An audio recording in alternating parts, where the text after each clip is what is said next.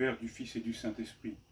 Nous célébrons aujourd'hui la Sainte Seine, comment le Seigneur a partagé le dernier repas avec ses disciples et comment il leur a transmis ce sacrement, ce mystère que l'Église, depuis ce temps-là, continue à célébrer. Et chaque fois que nous célébrons, que nous partageons ce pain et que nous buvons à cette coupe, nous annonçons la mort du Seigneur et nous confessons sa résurrection. Ce grand mystère que l'Église, qui institue l'Église et que l'Église continue de vivre et par lequel l'Église continue à vivre, voilà que aujourd'hui, cette année, nous le célébrons dans des conditions particulières. Ce que le Père Nicolas Afanassiev décrit comme le rassemblement de tous en un même lieu pour la même chose est rendu impossible.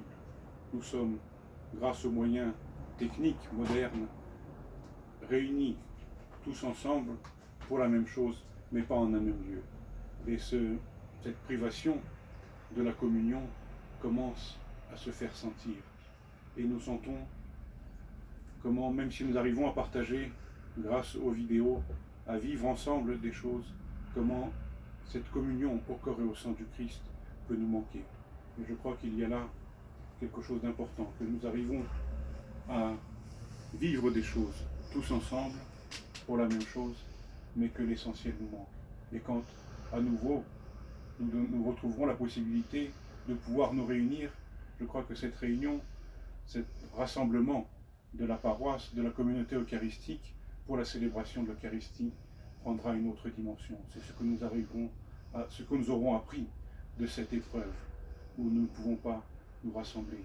Peut-être que dans notre vie, il était difficile, ou à certains moments, nous sentions peut-être fatigués de nous lever le dimanche pour pouvoir aller à la liturgie.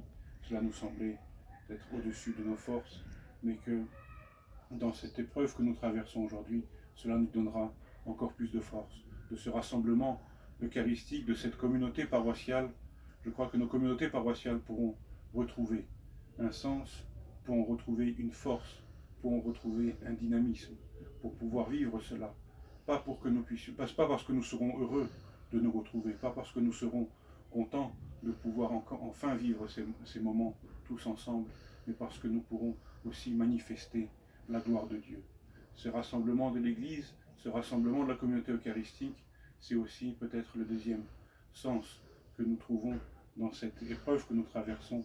C'est à quel point nous sommes liés au monde entier, à quel point cette souffrance que nous portons, les autres aussi la portent, le monde entier est en train de la porter, et comment ce que nous vivons doit aussi transformer le monde entier.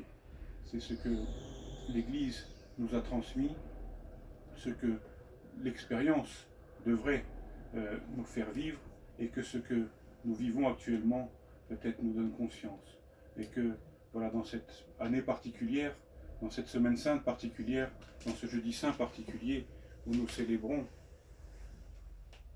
comme nous le pouvons, cette institution de la Sainte Seine, que le Seigneur nous permette de transformer notre vie, de transformer notre expérience, et qu'elle devienne plus profonde, qu'elle devienne plus forte, et qu'elle devienne, je dirais, plus ouverte, quelque part, que nous ne refermions pas sur nous-mêmes, mais au contraire, que nous vivions cela pour la vie du monde.